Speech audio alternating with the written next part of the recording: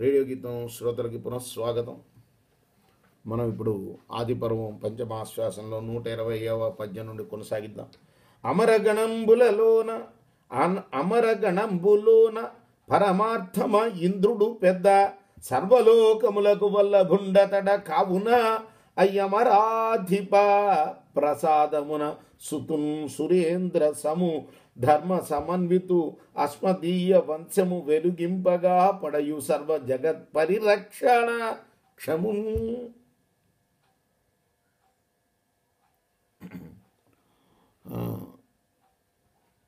ప్రొద్ధతో అంటున్నాడు, అంటే కుంతీదేవితో అంటున్నాడు పండురాజు,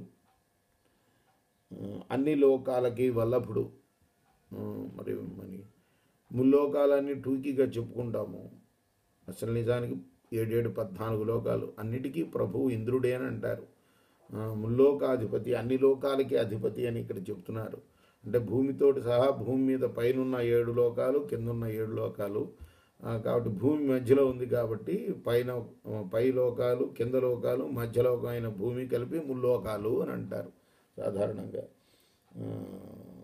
మరి ఈ లోకాలన్నిటి కూడా దేవేంద్రుడు ప్రభువు కాబట్టి ఆ దేవేంద్రుని దయతో అతనితో సమానమైన ఒక పుత్రుణ్ణి నువ్వు పొందవలసింది అని కోరాడు.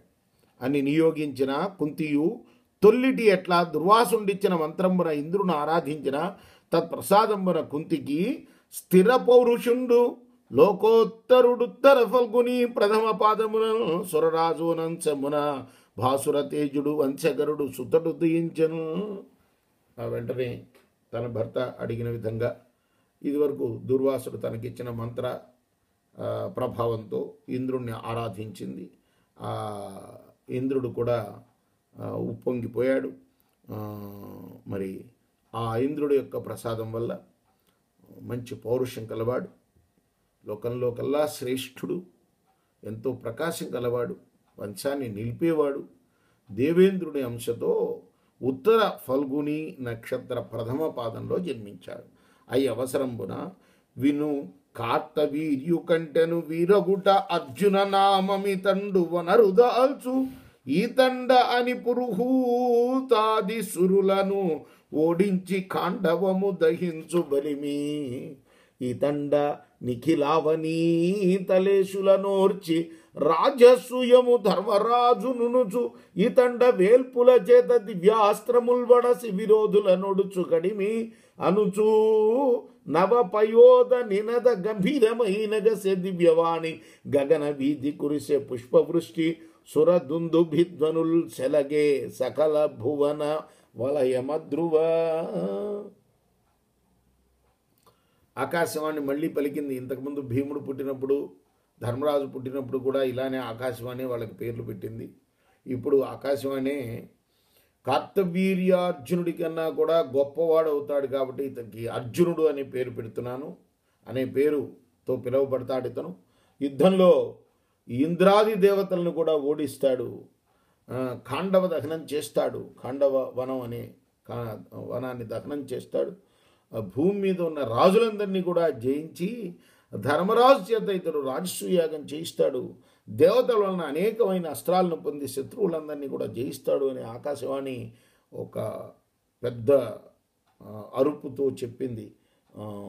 గంభీరంగా పెద్ద ఉరిమినట్టుగా ఒక్కసారిగా పెద్దగా చెప్పింది. పూలవాన కురిసింది ఆ సమయంలో. భూమండలం అంతా కూడా దద్దరిండేటట్టుగా దుందుపులు మ్రోగాయి. మరియు మరీచాది ప్రజాపతులను, ధాత్రాది ద్వాదశాచులను, మృగవ్యాధాది రుద్రులను, ధరాది వసువులను, మరీచి మొదలైన ప్రజాపతులు, ఆ తర్వాత ధాతా మొదలైన 12 మంది ఆదిత్యులు, ద్వాదశాదిత్యులు అంటామే వాళ్ళు, మృగవ్యాధాది రుద్రులు, అలానే మృగవ్యాధులు మొదలైన ఏకాదశ రుద్రులు, ధరాది వసువులు, ధరుడు మొదలైన అష్టవసువులు, భరద్వాజాది మహర్షులు, భరద్వాజులు మొదలైన మహర్షులు, భీమసేనాది గంధర్వులు, గంధర్వుల్లో భీమసేనుడు అనే పేరుతో ఒకటి ఉన్నాడనమాట. ఆ భీమసేనుడు మొదలైన గంధర్వులు, శేషాది మహానాగ ముఖ్యులు, ఇంకా సర్పాల్లో కూడా గొప్పవాళ్ళు శేషులు మొదలైన వాళ్ళు, వీళ్ళందరూ వైనతేయాది ఖచ్చరులు, అంటే గరుత్మంతుడిని వైనతేయుడు అంటాడు, వినత కొడుకు కాబట్టి ఆమె. ఆయన ఆకాశంలో ఎగిరే పక్షులు అన్నమాట. అటువంటి గరుడు మొదలైన పక్షులు మరి మరియు ఇంకా మేనకాది అప్సరస్సులు, అశ్వినులు, అశ్వినీ దేవతలు, విశ్వదేవతలు మరియు స్వర్గమునున్న రాజులు అందరూ కూడా ఈయన పుట్టగానే వచ్చారట. అర్జునుడు పుట్టగానే ఆ భూమి మీదకి. శతశృంగ నగేంద్రము శతధృతి సర్గదినంబ పోలే త్రిభువన భూత ప్రతతి పరిపూర్ణ శోభా ధృతి ఇంద్రతనూజు జన్మదినమున నొప్పెన్. అలా ఎక్కడ ఉన్నారు వీళ్ళు? ఇప్పుడు శతశృంగ పర్వతం మీద తపస్సు చేస్తున్నాడు పాండురాజు. ఈ ప్రదేశానికి ముల్లోకాల్లో ఉన్న ప్రాణులన్నీ కూడా అక్కడికి వచ్చి పరిపూర్ణ శోభతోటి ఉప్పొంగుతుంది. అక్కడ బ్రహ్మదేవుడు సృష్టి ఆ రోజునే మొదలైందా అన్నట్టుగా అంత గొప్పగా అక్కడ కనపడుతున్నది. సరససురవధూలాశ్యాంబులును సిద్ధ విజాధర పటుపటహాతో జంబులును కిన్నరీ కింపురుష లలిత గీతంబుల్ మహారమ్యమయ్య వరముని దివిజాశీర్వాదనాదంబు తోడను. మనం ఈ ప్రతి అక్షరం చదువుకుంటంలో ఒక అర్థం ఉంది. ఎందుకంటే చాలామంది ఈ సంధులు సమాసాలు విడదీసి చదవలేనందువల్ల ఈ పద్యాల్లో మాధుర్యం కానీ పద్యాల్లో అర్థం కానీ తెలియట్లేదనే ఉద్దేశంతో ఈ కార్యక్రమం ప్రారంభం చేశాం. ఈ ప్రతి అక్షరం చదువుకుంటే ఈ గ్రంథం ఎలా చదువుకోవాలో అందరికీ తెలుస్తుంది. మరి కొన్ని పద్యాలు కూడా ఒక్కొక్క ఛందస్సు గల పద్యం ఒక్కొక్క విధంగా చదవాలి, అప్పుడే అర్థమవుతుంది. ముఖ్య ఉద్దేశం ఈ గ్రంథం. నేను ఎప్పుడు చెప్తూ ఉంటాను, ఈ గ్రంథం అంతా కూడా తిరుపతి దేవస్థానం వాళ్ళు, తిరుపతి దేవస్థానం వాళ్ళు ఈ బుక్స్ అనే దానిలో పెట్టారు. నేను అందుకోసం ఎప్పటికప్పుడు ఏ పర్వంలో ఏ పద్యం చదువుతున్నాం అని చెప్తున్నాం. ఈ పద్యాన్ని మీరు ఫాలో అవ్వచ్చు, దాన్ని చూసి చదవటం నేర్చుకోవచ్చు అనేది కూడా ఒక ఉద్దేశం.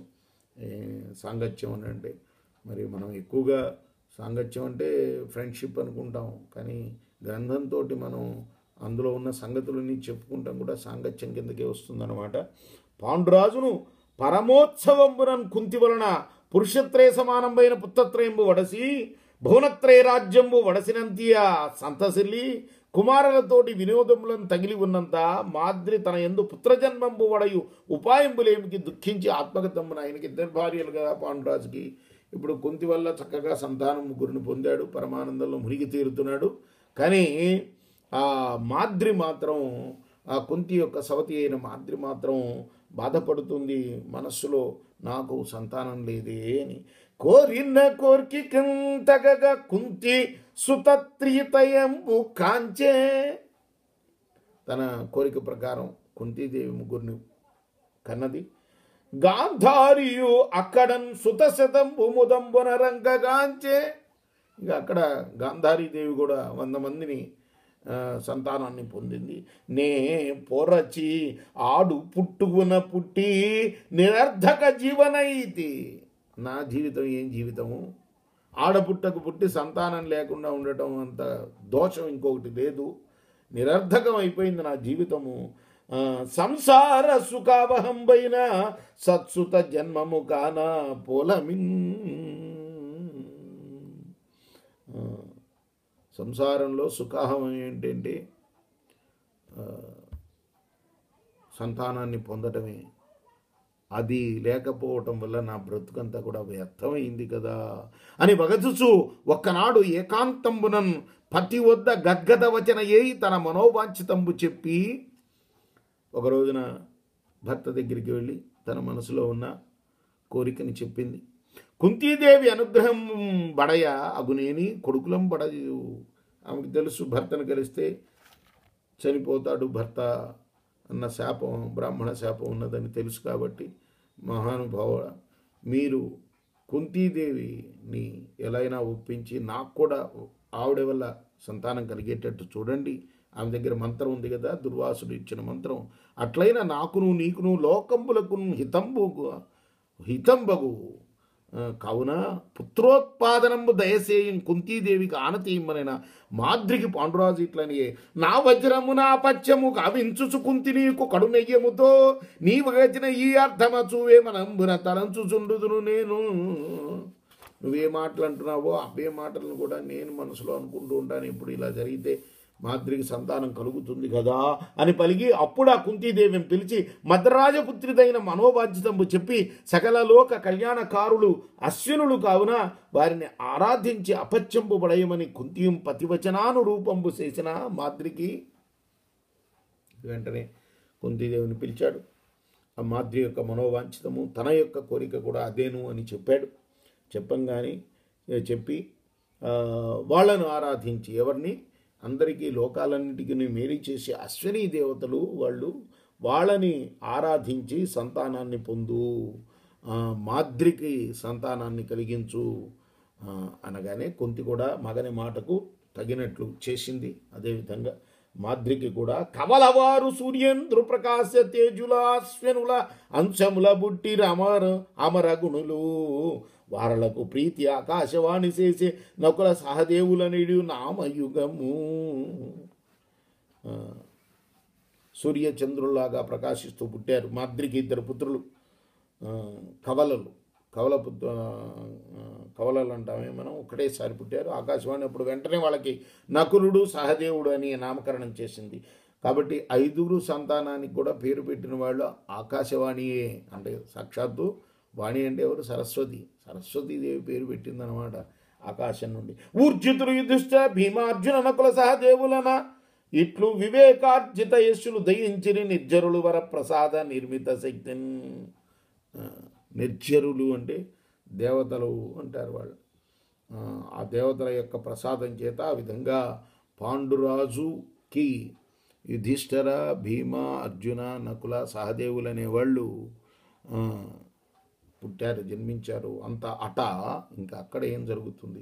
మృగశాప భయమున జగదీశుడ పాండు పతి శతశృంగ పర్వతమునందు పత్ని సమేతుడయి యత్నంబుతో ఘోర తపమనరించుచు విపుల శక్తి అమరవర ప్రసాదమున ధర్మస్థితి కొడుకులనే ఉరబడసెననియు విని వసుదేవుండు మనమున హర్షించి అనుజను మరిదిని ఘనుడు చూడ తన పురోహితు కశ్యపుండను మహాత్ము చీరి పుత్తించే అవిప్రుచేత భాగ్యనేయులకు కుమారులకు అమేయ రత్న భూషణావళులిచ్చి విశేష లీల.